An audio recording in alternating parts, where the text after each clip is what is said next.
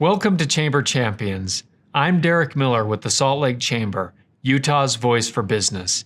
Each week, we take the opportunity to speak with leaders from business, government, education, and community service organizations who are making a difference in Utah. As a Chamber Champion, these individuals are recognized for their contributions and provided a forum to empower their vision and objectives.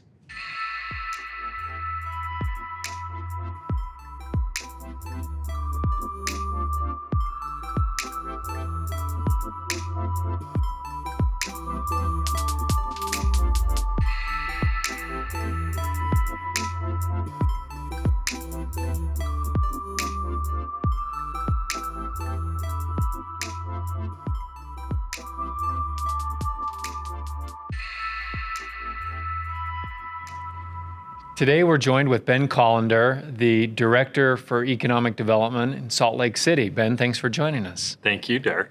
You know, and you do know that we're in the middle of a pandemic. I hadn't heard. Most of the time we hear about it in terms of the impact on health, which is significant and serious and something important to talk about. But today we're talking about some of the impacts on economic development and, of course, focused on Salt Lake City. And so why don't we start there? Why don't you tell us a little bit about how this pandemic has impacted plans for economic development and how those plans have changed over the last few months? Sure. If I could take just a second to look at this with a little bit of a wider lens. My background is in international economic development and also doing this for the country prior to coming to Salt Lake. So one thing I think we can appreciate not only here in Salt Lake City, but in the state of Utah is, the United States is the most prosperous country in the world. Utah is ranked either first, second, or third on any report that you see on economic health. And Salt Lake City plays an important role in that. And I think one thing that we can appreciate as a community is that because of the smart planning at the local level and at the state level, we're in a really great position. Of course, there are disparities between who's doing well and who's doing not in this, and we can't forget that, and we need to give focus to that. But overall, if you compare us relative to other communities facing this issue, we're really well positioned. So first, I'd just like to say that. And second, in terms of plans for economic development, I think, what's been important for us, and this is in coordination with some of the concepts we developed early on in the Economic Task Force, is to adapt and innovate. That's something we message to our business community and that we take seriously as a department. We've partnered with the Chamber and the Downtown Alliance on a few programs to help our community.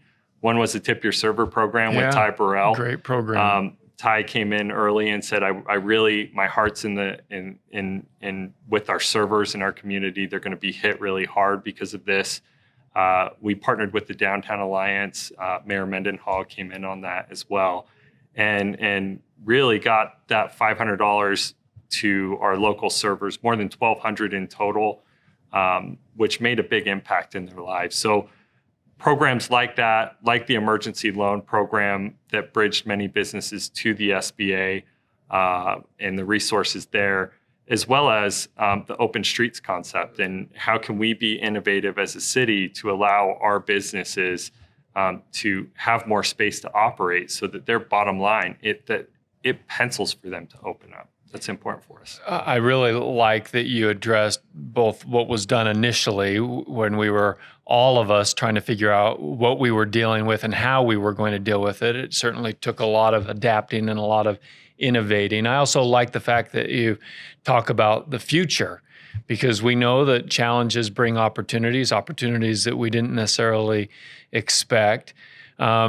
Let me ask you, and Tip Your Server, a great program, as well as the triple takeout challenge, which I'm still doing. That's by right. the way, I'm now addicted to it. That's right. But let's talk about what's happening, not just in the future, looking to the future, not just what happened back in that March, April, May, June timeframe. What's happening today with you and your team as far as your focus in managing the pandemic as it relates to economic development? Yeah. In terms of managing our day-to-day right now, I think what's important for us is what's important for many of our businesses as well, is in terms of adapting and innovating with our staff and our day-to-day operations. It's important for us to remember at the end of the day, we're all people. I think people are getting really anxious right now with the pandemic, and looking at our employees, talking to them about what they're going through, and making plans that really take their well-being into mind. People are having kids at home now and having to figure out how to work in that environment and how to be their teacher and still get their job done for work. And so in our department, we do surveys. We figure out what the real issues what the real issues are, and then we come together as a leadership team to really say, how can we address these in a way that keeps our employees productive and keeps their morale up. That's a tough issue right now with people having to make some drastic shifts. Yeah, I think that's right. And I appreciate the fact that you answered the question from the perspective of your employees, because it is important to remember that we talk about processes and we talk about statistics and numbers, but what we're really talking about is people at the end of the day. So thank you for that reminder.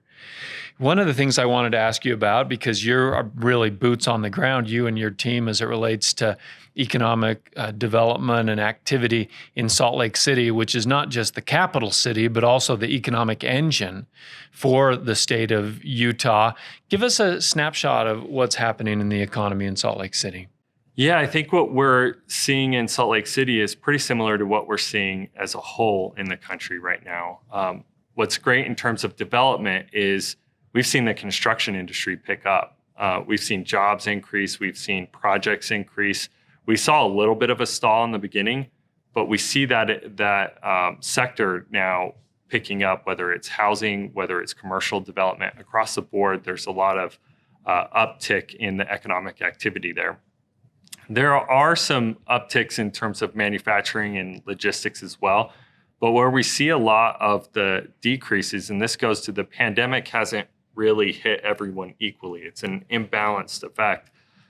We've seen a lot of impacts for our local retail, our restaurants, and the arts as well. Arts and culture, entertainment have all been hit quite substantially as a result of this. And that's very logical when you think about it from a perspective of, a lot of what's included in those industries is bringing people together. And that's something that we're having to take into account with this pandemic, of how do we do that responsibly in fewer numbers. And that's really had an impact on those sectors. We appreciate so much at the Salt Lake Chamber the partnership we have with Salt Lake City. And of course, part of the chamber is the Downtown Alliance, which focuses on the core of downtown.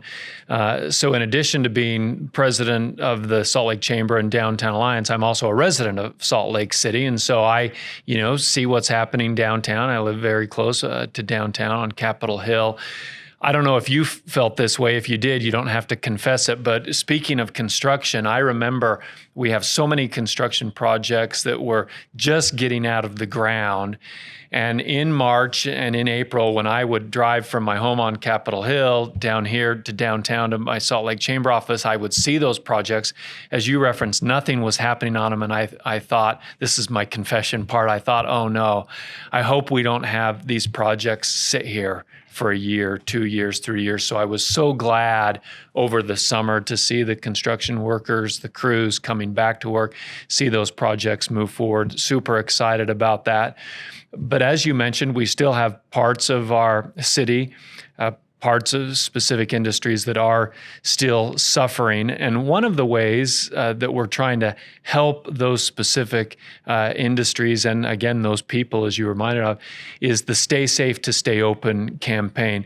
That's obviously something that was given life out of the Salt Lake Chamber, but we've been asked by the state to take it statewide. Can you speak to this notion of why it's important for employers to communicate to their employees and to their customers what they need to do to be safe so that they can stay open for business? Absolutely. It's a great question. And I would also premise with, we took the pledge as a department as well. And so we practice what we preach in terms of following the methods on there. Of course, as many people know, our building was also hit by an earthquake, not just the pandemic. So there are some limitations. But in terms of staying safe to stay open, what we've been talking about on the task force and obviously in the city is a lot of the impacts we see from COVID and a lot of the spread taking place right now isn't necessarily taking place in the business. It's taking place, in social gatherings and situations like that. And so, and a lot of that has to do with the responsibility and the action that businesses have taken in terms of taking the pledge and having a clear understanding of what is a checklist of items that I need to do as a business to effectively operate. Because sometimes, especially early on in the pandemic, I think this is becoming clearer and clearer now on what businesses have to do. But there was so much information out there, so many different platforms that you would go look at in terms of what are best practices, how do I go about this? And the Stay Safe to Stay Open pledge allows you to have a platform as a business to understand what are the checklist of items I have to do? How do I take that pledge? How do I,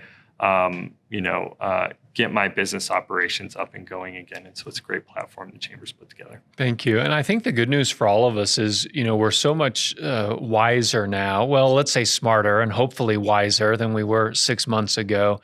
And what we're learning is that that checklist is actually pretty straightforward.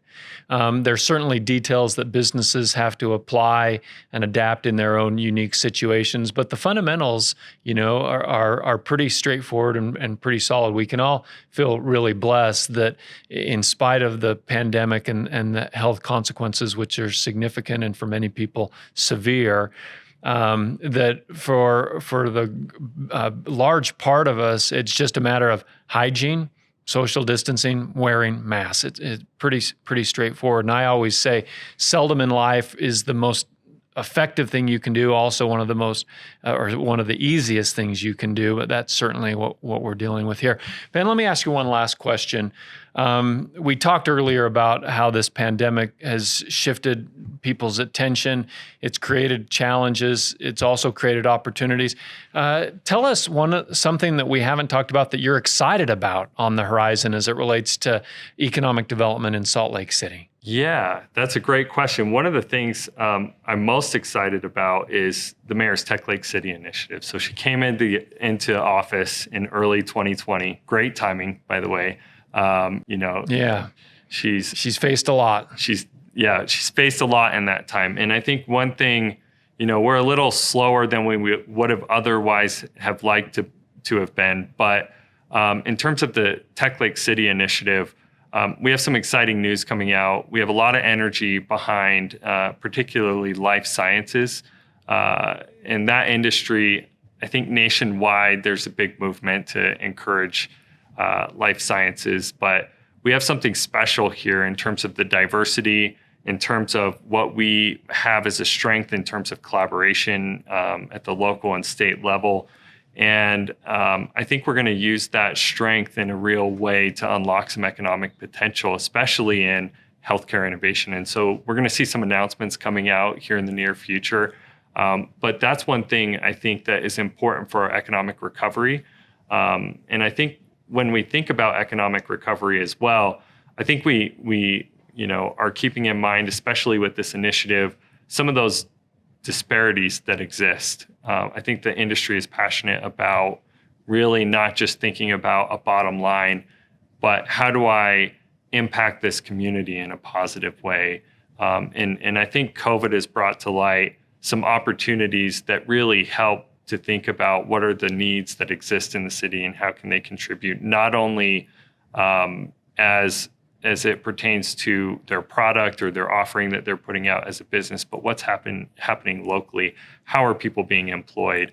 How do we bring this industry along in a way that benefits the community in a holistic way? And so that's something we're really excited about. Well, that is exciting. I especially like the fact that you talked about it in terms of how it benefits the entire community. That's something that we certainly support and believe in at the Chamber and in the Downtown Alliance. I often said prior to the pandemic, when we had the hottest job market in the country, for businesses, it's not enough to just benefit from that environment. They've got to be part of building that environment. And part of building that environment is making sure that we're have an eye on and helping to take care of the community at large, not just a narrow segment of it. So thank you again for that reminder.